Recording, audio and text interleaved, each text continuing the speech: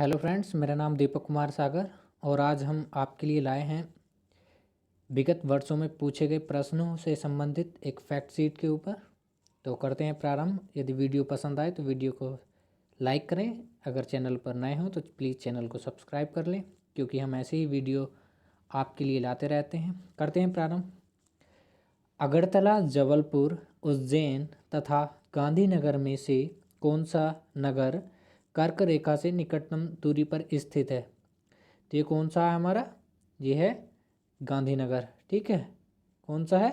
गांधीनगर। किस क्षेत्र को भारत का हृदय स्थल माना जाता है? तो किसे माना जाता है? गंगा मैदान को। क्यों माना जाता है? क्योंकि शीर्ष क्या हो जाता है हमारा? हिमालय पर्वत श्रेणी। ठीक है, और पाद या फिर जो चरण है वो क्या हो जाता है हमारा? जो प्रायद्वीपीय मैदान है वह है। ठीक है, या उसको हम पैर भी बोल देते हैं, या यूँ कहें कि टांगे बोल देते हैं। और चरण पर क्या आ जाता है हमारा? जो हिंद महासागर है। ठीक है, तो इस प्रकार जो गंगा का मैदान है वो कहाँ पर है? मध्य में। तो उस वजह से क्या बोल दिया जाता है उसको? भारत का हृदय। और सर्वाधिक जो उपयोगी है वो भारत के लिए, वैसे तो सभी क्षेत्र हैं, किंतु अन्न के भंडार के रूप में देखा जाए तो गंगा का मैदान अत्यधिक महत्वपूर्ण हो जाता है। इस वजह से क्या कह दिया जाता है इसे? भारत का हृदय स्थल। किस भूगोलवेत्ता ने यह कहा था कि भारत को उपमहाद्वीप कहने का उतना ही अधिकार है जितना यूरोप को क्या एक महाद्वीप कहने का? ठीक है, तो ये किसने कहा था? केसी महोदय ने। ये एक भूगोलवेत्ता थे। चूँकि आप सभी जानते हैं भारत एक विविधताओं वाला देश है, जिसमें चाहे स्थलाकृतियों की विविधता हो, जलवायु विविधता हो। जलवायु विविधता के संदर्भ में एक महोदय मार्सडेन नामक वैज्ञानिक थे, उन्होंने कहा था कि विश्व की जितनी भी जलवायु हैं वह भारत में समग्र रूप से उपस्थित हैं। ठीक है, इसको भी याद रखेंगे या आगे हम इसको जिक्र करेंगे। तो कौन से महोदय थे वे? केसी महोदय, जिन्होंने कहा था कि भारत एक उपमहाद्वीप है। ठीक है, क्योंकि भारत में यदि यूरोप के आधे देशों का क्षेत्र विस्तार देखा जाए तो उतना केवल एक भारत का है। भारत का कौन सा स्थान तीन सागरों का संगम कहलाता है? कौन सा? कन्याकुमारी। ठीक है, याद रखेंगे इसको भी। कन्याकुमारी। तीन सागर कौन कौन से? सागर और महासागर में अंतर होता है, याद रखेंगे। सागर एक सूक्ष्म स्तर पर या कहें मध्यम आकार का क्षेत्र होता है जिसका जिसका संबंध एक महासागर से होता है। ठीक है, अपना महासागर कौन हो गया? हिंद महासागर। एक तो हिंद महासागर महासागर हुआ, लेकिन हिंद महासागर के जो पार्ट हैं जैसे बंगाल की खाड़ी और अरब महासागर, तो ये क्या हो जाते हैं हमारे? एक सागर रूपी। ठीक है, यदि आपने देखा होगा कि भूमध्य सागर भी है एक, तो भूमध्य सागर भी महासागर न होकर सागर है। किसका भाग है? उत्तरी अटलांटिक का। याद रखेंगे इसको भी। या मैक्सिको की खाड़ी जो है वो भी किसका भाग है? अटलांटिक महासागर का। ठीक है, याद रखेंगे, प्लीज़ इसको याद रखना। जैसे दक्षिणी चीन सागर प्रशांत महासागर का क्षेत्र है, इसको याद रखना होगा आपको। केरल सागर भी कोरल सागर ऑस्ट्रेलिया के जो पूर्वी भाग में है, तो वहाँ भी क्या कहलाता है? एक सागर। किसका भाग है? उत्तरी प्रशांत महासागर का। आपने यहाँ पर अभी गौर किया होगा, जितने भी मैंने महासागरों के लिए बोले वो हमारे बृहद क्षेत्र थे। ठीक है, तो उस वजह से जो अरब सागर हुआ, एक तो अरब सागर हो जाता है, दूसरा क्या हो जाता है? बंगाल की खाड़ी, और तीसरा मलक्का जल संधि। कहाँ पर मिलते हैं ये? कन्याकुमारी पर। इस वजह से क्या कह दिया जाता है इसको? तीन सागरों का संगम स्थल। ठीक है, क्या? तीन सागरों का संगम स्थल, याद रखेंगे इसका। यूपीपीसीएस 1992 में पूछा गया है। भारत का देशांतरीय विस्तार कितना है? तो 29 डिग्री 8 मिनट। ठीक है, ये देशांतरीय विस्तार है। देशांतरीय बोले तो जो लंबवत रेखाएं खींची गई हैं ध्रुवों से दूसरे ध्रुव की ओर। ठीक है, और भारत का अक्षांशीय विस्तार कितना है? 29 degree 2 minute. 29 degree 2 minute north. Indira point को अन्य किस नाम से जाना जाता है? पिग्मेलियन या पार्सन पॉइंट। याद रखेंगे, ये एक तूफान आया था उसमें ध्वस्त हो गया। पांडिचेरी केंद्र शासित क्षेत्र के अंतर्गत सम्मिलित हैं। कौन कौन से क्षेत्र सम्मिलित हैं? माहे कहाँ पर है? केरल में। कारिकल, पांडिचेरी ये कहाँ पर स्थित है? तमिलनाडु में। तथा यनम ये कहाँ पर है? आंध्र प्रदेश। याद रखेंगे इसको। ये ओल्ड डाटा हो गया है। देश में तहसीलों की संख्या सर्वाधिक कहाँ पर है? आंध्र प्रदेश में। यदि देश में जिलों की सर्वाधिक संख्या की बात करें तो उत्तर प्रदेश में। देश में गांवों की सर्वाधिक संख्या उत्तर प्रदेश। एक समुद्री मील कितने किलोमीटर के बराबर होता है? लगभग 1.82 किलोमीटर। ठीक है, इसको नॉटिकल मील भी बोलते हैं, नॉटिकल मील। तो यही क्या कहलाता है? हमारा समुद्री मील। हमारे देश की सीमा बंगाल की खाड़ी में किस अक्षांश के साथ निर्धारित होती है? तो ये किस अक्षांश के साथ निर्धारित होती है? 6 डिग्री 45 मिनट उत्तरी अक्षांश। अक्षांश रेखाएं क्या है? जो विषुवत रेखा से ऊपर तथा नीचे, या यूँ कहें जो विषुवत रेखा से ध्रुवों की ओर समान दूरी पर खींची जाने वाली रेखाएं हैं, वो क्या कहलाती हैं? हमारे अक्षांश रेखाएं। दो अक्षांश रेखाओं के मध्य कितनी दूरी होती है? 111 किलोमीटर। ठीक है, कितना? 111 किलोमीटर। लेकिन बात करते हैं देशांतर की, तो देशांतर के लिए एक बात याद रखना, ध्रुवों पर जाने पर देशांतर के जो मध्य दूरी है वो कम होती जाती है, जिस वजह से सर्वाधिक जो दूरी प्राप्त होती है वो कहाँ पर प्राप्त होती है? हमें विषुवत रेखा पर। कितनी? 111.32 किलोमीटर। 111.32 किलोमीटर। याद रखेंगे इसको, पूछा जाने वाले प्रश्न है। भारत का प्रथम मानचित्र किसने बनाया था? तो ये एन विले महोदय थे, 1752 में बनाया था। भूगोल के पिता की उपमा हिकेटियस, सभी जानते होंगे। काराकोरम राजमार्ग पाक अधिकृत कश्मीर, जो काराकोरम राजमार्ग है वो पीओके पाक ऑक्युपाइड कश्मीर को चीन के किस प्रांत से जोड़ता है? तो ये किससे जोड़ता है? सिनकियांग। ये विवादित क्षेत्र है जो लद्दाख क्षेत्र में स्थित है, याद रखेंगे इसको। सियाचिन स्थित गेसरब्रूम चोटी एवं साल्टोरो श्रेणी पर किसका अधिकार है? भारत का। किंतु जो पाकिस्तान है वह इन श्रेणियों को अपना बताता है, क्योंकि ये पीओ के क्षेत्र में स्थित है। क्रीक किसे कहते हैं? महासागर का स्थल में घुसा संकीर्ण जलीय भाग को। या आपने एक लकड़ी काटने वाली आरी देखी होगी, उसमें जो दांते होते हैं, तो जो गहरा दांता होता है उसको ही क्या बोल दिया जाता है? क्रीक। ठीक है, क्या बोल दिया जाता है उसको? क्रीक। अगर बात करते हैं सर्वाधिक क्रीक किस राज्य में है, जो सिंपल सी बात है, क्रीक कहाँ बनेंगे? महासागरों से स्थलबद्ध जो मतलब राज्य हैं, तो कौन सा हो जाते हैं? गुजरात, महाराष्ट्र, गोवा, कर्नाटक, केरल, तमिलनाडु, आंध्र प्रदेश, ओडिशा, पश्चिम बंगाल। ठीक है, ये हमने क्रम बताया था आपको, किस? जो गुजरात से पश्चिम बंगाल की तरफ। ठीक है, तो सबसे ज़्यादा जो क्रीक पाए जाते हैं वो गुजरात में पाए जाते हैं। अगर बात करते हैं हम सबसे पश्चिमी बिंदु की भारत के, तो वो भी कौन सा? हमारा सर क्रीक। याद रखेंगे इसको, सर क्रीक हमारा पश्चिमी बिंदु है। नेक्स्ट चलते हैं। ये तो हमने देख चुके हैं कि अगरतला, जबलपुर, उज्जैन तथा गांधीनगर में कौन सा नगर कर्क रेखा से निकटतम दूरी पर है? गांधीनगर ही है, ये सभी को मालूम है। यूपीपीसीएस 1999 में आया हुआ है। अगला है, दिल्ली, जोधपुर, कोलकाता तथा नागपुर में से कौन सा कर्क रेखा के सर्वाधिक निकट है? तो कौन सा है? कोलकाता। ठीक है, याद रखेंगे इसको, कोलकाता। आईएएस 2003 में पूछा गया है। यहाँ पर कर्क रेखा बार बार शब्द आ रहा है, तो कर्क रेखा क्या है? तो कर्क रेखा जो उत्तरी गोलार्ध है, 23.5 डिग्री उत्तरी जो अक्षांश रेखा है उसी को क्या कह दिया जाता है? कर्क रेखा, ट्रॉपिक ऑफ कैंसर। ठीक है, ट्रॉपिक ऑफ कैंसर कह दिया जाता है। तो ये भारत के मध्य से होकर गुजरती है और 8 राज्यों से गुजरती है। तो 8 राज्य कौन से हैं? मैं पश्चिम से पूर्व की ओर के नाम गिनाता हूँ आपको। पहला गुजरात, राजस्थान, मध्य प्रदेश, छत्तीसगढ़, झारखंड, पश्चिम बंगाल, त्रिपुरा, मिजोरम। ठीक है, एक बार फिर से रिपीट करता हूँ। गुजरात, राजस्थान, मध्य प्रदेश, छत्तीसगढ़, झारखंड, पश्चिम बंगाल, त्रिपुरा, मिजोरम। तो ये हमारे 8 राज्य हो जाते हैं। तो ये कर्क रेखा पर स्थित हैं। याद रखेंगे, ये तो बहुत बार पूछे जाने वाले प्रश्न हैं सभी एग्जाम की दृष्टि से।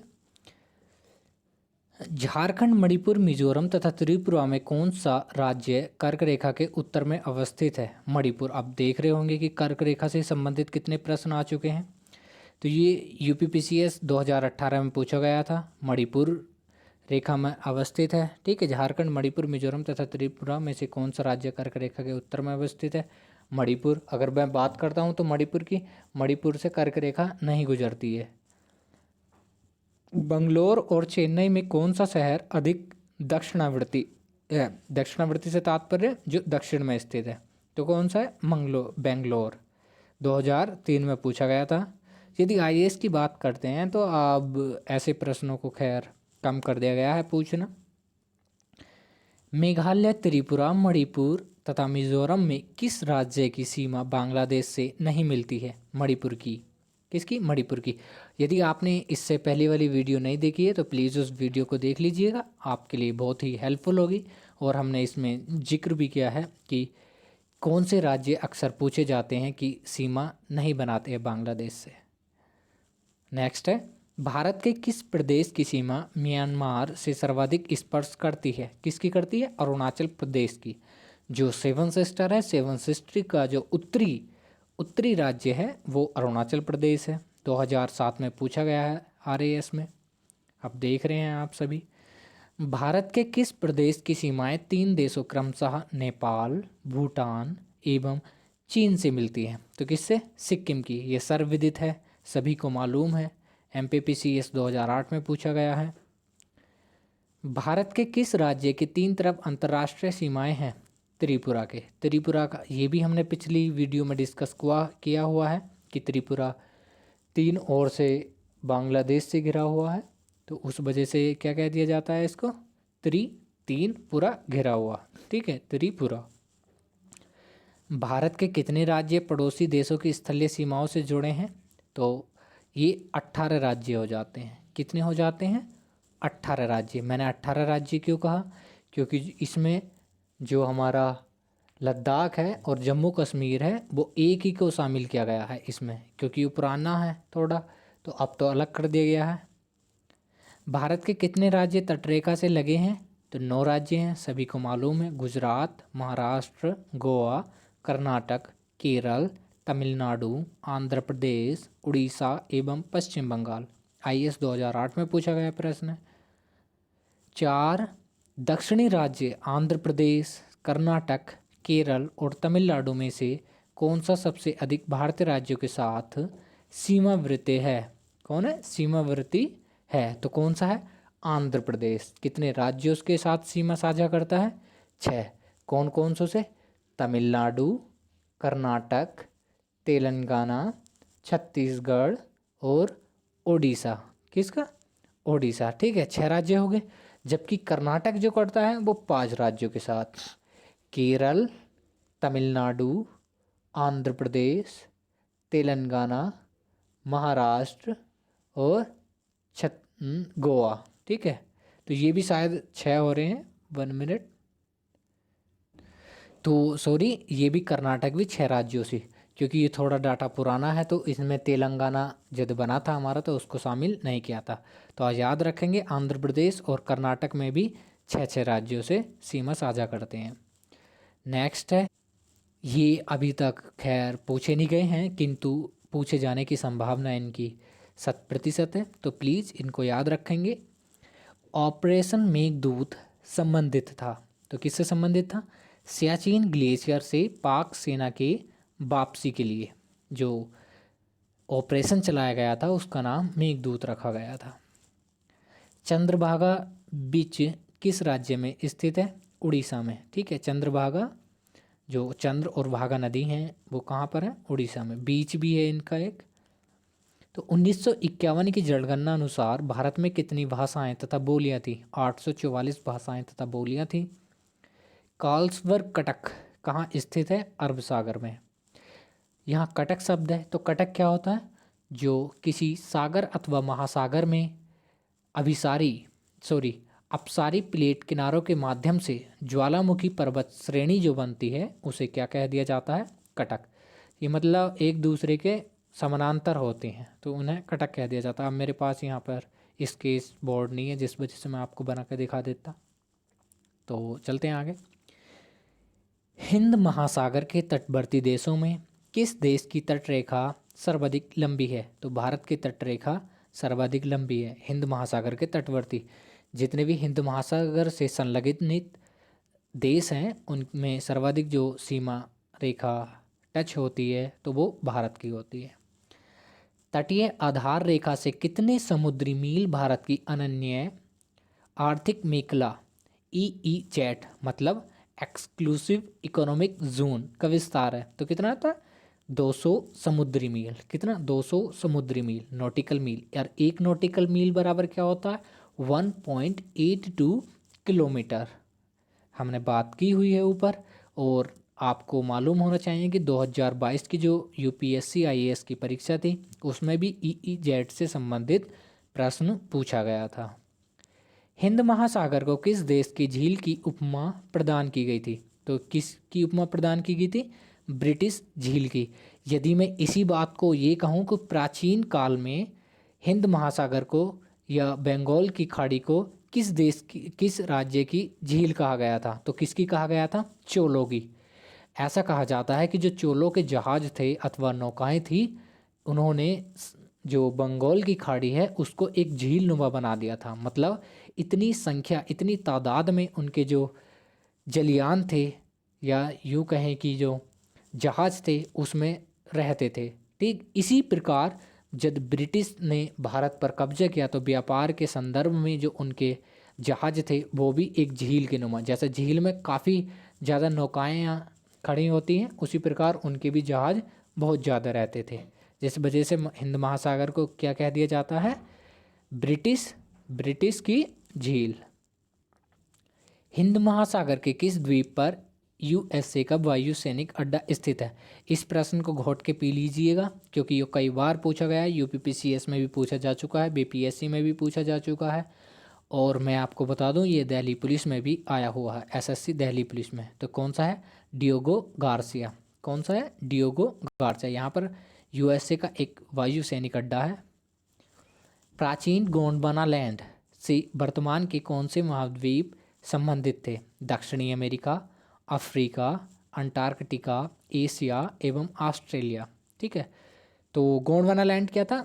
एक लगभग प्री कैम्ब्रियन युग में या कैम्ब्रियन युग में ही विभाजित हुए थे। तो कैम्ब्रियन युग में क्या हुआ था कि एक स्थलबद्ध या यूँ कहें कि बृहद जो महादेश था उसका नाम पैंजिया था। ठीक है, पैंजिया का मतलब क्या होता? पैन होता संपूर्ण, जिया मतलब होता भूभाग या पृथ्वी का जो स्थलीय भाग है तो उसे कह दिया जाता था पैंजिया। और जो शेष भाग में सागर था उसको क्या कह दिया जाता था? पैंथालासा। क्या? पैंथालासा। पैन का मतलब होता समग्र और लासा का मतलब होता जल। ये बात याद रखेंगे। तो उसको क्या कह दिया गया था? जो समग्र जल था पैंथालासा, और जो समग्र स्थल आकृति थी, भू आकृति थी, उसको क्या कह दिया जाता था? पैंजिया। ठीक है, तो जब प्लेट विवर्तन की क्रियाओं द्वारा उनका विखंडन हुआ तो ये दो भागों में टूट गई। कौन सा? गोंडवाना लैंड और अंगारा लैंड। ठीक है, गोंडवाना लैंड में कौन कौन से भाग शामिल हो गए थे? दक्षिणी अमेरिका, अफ्रीका, अंटार्कटिका, एशिया एवं ऑस्ट्रेलिया। यदि हम भारत की जो बात करते हैं तो ये भी किसका भाग था? दक्षिणी जो गोंडवाना लैंड का था। ठीक है, और जो उत्तरी भाग था, उत्तरी भाग किसका था? वो अंगारा लैंड का। ठीक, तो उनके मध्य जो सागर बना था वो टेथिस भूषण नदी थी, टेथिस सागर था। इसको आप अवॉइड कर सकते हैं आपके शायद, क्योंकि ये बनाना पड़ता है। अंडमान एवं निकोबार द्वीप समूह की श्रेणी का दक्षिणतम विस्तार है? हिमालय की श्रेणी का। जब हमारी जो हिंद उपमहाद्वीपीय प्लेट मतलब भारतीय उपमहाद्वीपीय प्लेट का महासागरीय भाग जब वर्मी प्लेट के नीचे छेपित होता तो उससे क्या बना है हमारा? अंडमान निकोबार द्वीप समूह। अक्सर इसके बनने की प्रक्रिया भिन्न भिन्न है, तो इसलिए हम इस पर ज़्यादा विस्तृत चर्चा नहीं कर रहे हैं। किस आयोग ने भाषाई आधार पर राज्यों के गठन का विरोध किया था? तो किसने किया था? डार आयोग ने 1948 में गठित किया गया था। और आगे की कड़ी की बात करें तो धर आयोग था एक, सॉरी ये डार नहीं है, ये धर ही है, यहाँ पर लिखा गलत गया है। 1948 में धर आयोग ही बना था। फिर जेबीपी कमेटी, ठीक है। फिर जो राज्य पुनर्गठन आयोग 1953 का निर्माण किया गया, ठीक है, जिसके प्रतिवेदन पर 1956 में सर्वप्रथम एक राज्य का निर्माण होता है भाषाई आधार पर। ये नुब्रा नदी कहाँ से निकलती है? 2020 का आप यूपीएससी का प्रश्न पत्र उठाते हैं तो ये भी प्रश्न पूछा गया था, किंतु ऐसा पूछा गया था कि सियाचिन ग्लेशियर किस घाटी में स्थित है? तो किस घाटी में स्थित है वो? नुब्रा घाटी में। तो नुब्रा नदी कहाँ से निकलती है? सियाचिन ग्लेशियर से। याद रखेंगे इसको। मिलते हैं किसी अन्य वीडियो के साथ। धन्यवाद। तब तक के लिए स्वस्थ रहें, मस्त रहें। शुक्रिया।